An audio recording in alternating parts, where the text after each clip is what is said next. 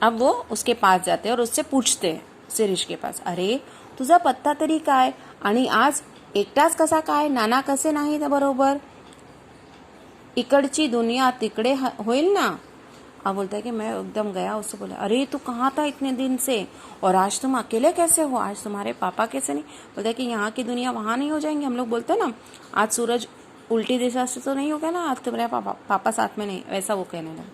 इकडची दुनिया तिकडेच झाली आहे सर, यापुढे मी एकटाच दिसेल। बोलते कि हाँ सर, इधर की दुनिया उधर हो गई है। बोलता है कि आज से अभी इससे आगे मैं आपको अकेला ही दिखूंगा। माझे नाना कायमचे गेले हो सर। बोलते कि मेरे पापा तो अभी हमेशा के लिए चले गए। मग मला आज कार्यक्रम द्या। सॉरी, बऱ्याच सांत्वनानंतर त्याने विचारले, आज आपल्या विद्यालयाचा कार्यक्रम ना। मी खिन्नपणे हो म्हणालो। बोलता है कि बहुत उसको संभालने के बाद वो करने के बाद में उसने मुझे पूछा कि आज हमारे इंस्टीट्यूट का प्रोग्राम है ना। बोलता है कि मैंने थोड़ा खिन्नपणे मतलब दुखी यानी एकदम नाराजी के इसमें बोला, मग मला आज कार्यक्रम द्या, नहीं म्हणू नका सर, एवढीच इच्छा पुरवा। बोलता है कि तो फिर आज मुझे प्रोग्राम दीजिए। बोलता है कि आज मना मत कीजिए, मेरी इतनी इच्छा पूरी कर दीजिए। तो असे म्हटल्यावर मात्र माझ्यातला शिक्षक जागा झाला। मी सौम्य आवाजात म्हणाला, मीन्स उसने ऐसा कहा तो मेरे में से जो टीचर था वो जागा हो गया। मैंने उसको पोलाइटली, शिरीष मी तुझ्या भावना ओळखतो, पण आज माझा नाइलाज है। एज अ टीचर मैंने बोला कि मैं तुम्हारी फीलिंग्स को पहचानता हूँ, लेकिन आज मेरा नाइलाज है, मीन्स इसके मैं कुछ नहीं कर सकता। आजच्या या पहिल्या कार्यक्रमावरच आपल्या विद्यालयाची इब्रत अवलंबून है। बोल सके आज के इस कार्यक्रम पर ही हमारे इंस्टीट्यूट का आगे का इब्रत मतलब प्रेस्टीज डिपेंड करती है। त्यातून तुझी 2 महिने गैरहजरी लागलेली आहे, मीन्स उसमें से तू 2 महीने ने तूने कुछ किया ही नहीं है। तू सांग मी तुला कार्यक्रम कसा काय देऊ। मतलब कि तू काय, मैं तुझे कार्यक्रम कैसे दे सकता हूँ। आगतिक होऊन शिरीष म्हणाला, सर माझी एवढी एक विनंती मान्य करा, मला आज वाजवू दे, नंतर जन्मात हाथ लावणार नाही वायलिनला। बोलता है कि बहुत रिक्वेस्ट करके कहने का, सर प्लीज़ मेरी एक आज की एक रिक्वेस्ट कर ले। बोलता है कि आज मुझे बजा, बाद में मैं पूरी ज़िंदगी भर चाहे नहीं बजाऊंगा वायलिन को, हाथ भी नहीं लगाऊंगा। तू पुढे जन्मभर वाजव, पण आज वाजवू नको। तो टीचर कहते हैं कि तुम पूरी ज़िंदगी भर बजाओ, लेकिन आज नहीं, आज मैं तुझे। बोलते हैं कि तुझी मनस्थिति ही आज बरोबर, मैं तुम्हारा, बोलता है कि तुम्हारा आज सिच्युएशन भी इतनी अच्छी नहीं है। मला परवानगी दिलीत तर माझी मनस्थिति आपोआपच सुधारेल। बस आपने मुझे आपने आज प्रोग्राम में पार्टिसिपेट करने का अगर आपने मंजूरी दे दी तो मेरी मनस्थिति अपने आप ही ठीक हो जाएगी। शेवटी त्याचे दुखित मन पुन्हा आणखी कशाला दुखावा असा विचार करून मी त्याला परवानगी दिली। मात्र पहिलाच कार्यक्रम त्याचा ठेवावा असे मी ठरवले। मीन्स एक तो वो पहले से ही दुखी था और मैं उसको क्यों दुखी करूँ, ऐसा सोच के मैंने उसको प्रोग्राम में पार्टिसिपेट करने का हाँ कह दी। और लेकिन मैंने कहा कि उसका पहला ही प्रोग्राम रखूँगा, ऐसा उन्होंने डिसाइड। त्याप्रमाणे मी परवानगी दिली आणि शिरीष वाजवू लागला। शिरीष कार्यक्रम करण्यात मुरलेला एखाद्या वादकाप्रमाणे वाजवत होता। बोलता है कि शिरीष मैंने परमिशन दी और शिरीष तो बोलता है ना ये बजाने में एक्सपर्ट होगा ना, मुरलेला मतलब एक्सपर्ट की तरह वो बजा रहा था।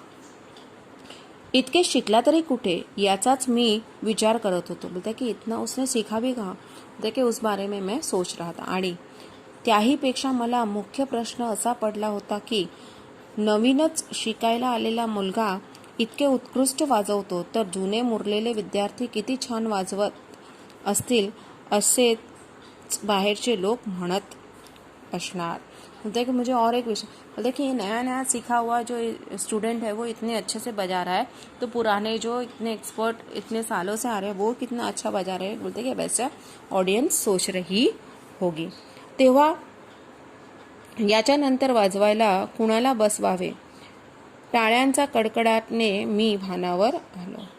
मीन्स तालियों की गड़गड़ाहट से मैं अपनी सोच से बाहर आया कि अभी इसके आगे किसको बोला। शिरीष आत आला व त्याने माझ्या पायावर डोके ठेवले। मी त्याला उठवत विचारले, शिरीष हा काय प्रकार आहे? तू माझ्याकडे न येता आणखीन कुठे शिकत होतास का?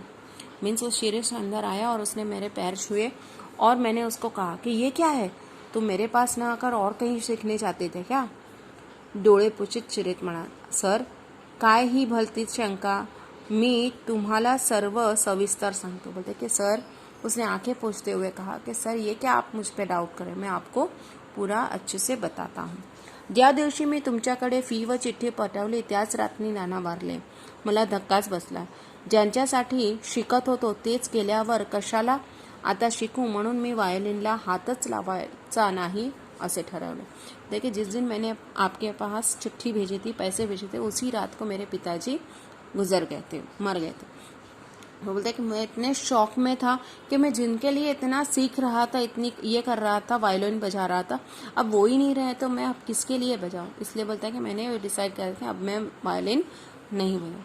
तुम्हाला कदाचित माहीत असेल किंवा नसेल ही माझे नाना एकेकाळी उत्कृष्ट गवई होते. मीन्स आपको शायद पता होगा कि नहीं होगा, पता नहीं. एक टाइम था मेरे पिताजी बेस्ट सिंगर थे, पण त्यांचा एकदा कसलासा जबर अपघात झाला व त्या अपघातात ते ठार बहिरे झाले. देखिए, एक बार उनका बहुत जोरदार एक्सीडेंट हुआ और उस एक्सीडेंट में उनके कान यानी वो बहरे हो गए. त्यांना काहीही ऐकू येत नसे. म्हणजे उनको कुछ भी सुनाई नहीं देता था. ओठांच्या हालचालीवरून त्यांना काही काही शब्द समजत, मीन्स लिप्स के मूवमेंट से उनको कुछ कुछ शब्द समझ में आते थे. बहिरेपणाच्या इतर गैरसोयीपेक्षा संगीत सेवा अंतरली याचाच नानांना धक्का बसला. मीन्स बहरे तो हो गए थे, लेकिन उससे भी ज़्यादा उनको मीन्स वो म्यूजिक से एकदम ये हो गए थे, उनको उसी वजह से वो ज़्यादा डिप्रेस हो गए थे. शेवटी त्यांनी मला काहीतरी वाद्य शिकण्यासाठी उद्युक्त केले. मीन्स लास्ट में उन्होंने मुझे कुछ तो म्यूजिकल इंस्ट्रूमेंट बजाने के लिए प्रोत्साहित किया. कोणीतरी संगीतशास्त्राची सतत धडपड करत असल्याचे पाहण्यात त्यांना अमाप सौख्य मिळत है. मीन्स कोई तो म्यूजिक के इसमें इतनी कोशिश कर रहा है, सीख रहा है, ये देखकर ही उनको बहुत खुशी मिलती थी. म्हणूनच ते रोज माझ्याबरोबर इथे ये. इसी वजह से वो रोज मेरे साथ यहाँ आते थे. पण त्यांना ऐकू काहीच येत नव्हते. मीन्स उनको सुनाई कुछ. त्यामुळे मला वारंवार खेद व्हायचा की मी वाजवण्यात कितीही प्रगती व कौशल्य दाखवले तरी माझे नाना काही ते ऐकू शकणार नाही. मीन्स इसलिए मुझे दुख रहता. मैंने बोलते कि मैंने बजाने में चाहे कितना भी एक्सपर्ट क्यों ना हो जाओ, लेकिन मेरे पापा तो कुछ सुन ही नहीं पाएंगे. या विचाराने मला नाना समोर मोकळेपणा वाटत नव्हतं. मीन्स इस विचार से मैं पापा के सामने खुले दिल से बजा नहीं पा रहा था. ज्या दिवशी नाना गेले त्या दिवशी मी ठरवले की संगीत बंद. मीन्स जिस दिन मेरे पापा मर गए उस दिन मैंने डिसाइड कर दिया था कि अभी म्युझिक बंद. पण दुसऱ्याच क्षणी मनात विचार आला की माझे नाना तेव्हा माझे वादन ऐकू शकत नव्हते, पण आता माझ्याच शेजारी बसून नक्की ऐकत आहेत. मीन्स बाद में दूसरे ही मोमेंट मुझे ये ख्याल आया कि मेरे पापा तभी तो कुछ सुन नहीं पा रहे थे, लेकिन आज ऐसा हो सकता है कि वो मेरे पास बैठकर सुन पा रहे हो. या विचार सरशी लोकांच्या निंदेकडे लक्ष न देता मी त्याच दिवसापासून वायलिन वाजवायला सुरू. मीन्स उस विचार से लोगों की निंदा के प्रति ध्यान न देते हुए मैंने उसी दिन से वायोलिन बजाना शुरू कर दिया. आज सकाळपर्यंत मी कुठे बाहेर पडलो नव्हतो. मीन्स आज सुबह तक मैं कहीं बाहर गया नहीं था. 24 तास एकच उद्योग, एकच ध्यास. मी साराव करू लागलो. बोलता है कि 24 घंटे मेरा एक ही ख्याल था कि मैं वायोलिन अच्छे से, और इस तरह से मैं प्रैक्टिस. म्हणजे मला भास व्हायचा की पुढच्या तानावर सूर मला नानाच सांगत आहे. मीन्स मुझे ऐसा फील होता था कि आगे के सूर जो है वो मुझे मेरे पापा ही बता रहे. तबल्यांच्या टेका त्यांनीच धरला आहे. मीन्स तबला बजाने का ये काम उन्होंने ही. तबल्यांच्या तालावरून पण त्यांनीच बोटे फिरवत आहे. मीन्स तंबोरे के ऊपर भी वही उंगलियां फेर रहे.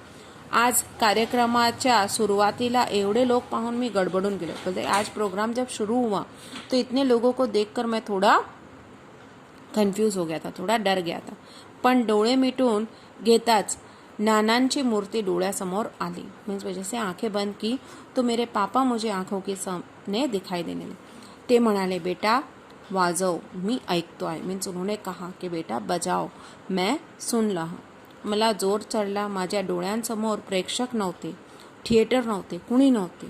होते फक्त माझे नाना, मी आणि सूर. मीन्स मुझे बहुत जोश आया और बोलता है कि मेरे सामने ना थिएटर था, ना ऑडियंस थी, ना कुछ था. थे तो सिर्फ मेरे पिताजी और मेरे सूर. शिरीष गप्प बसला आणि मी काहीच बोलू शकतो. ऐसे कहकर शिरीष एकदम चुप हो गया और मैं आगे कुछ भी नहीं कह पाया. That's all.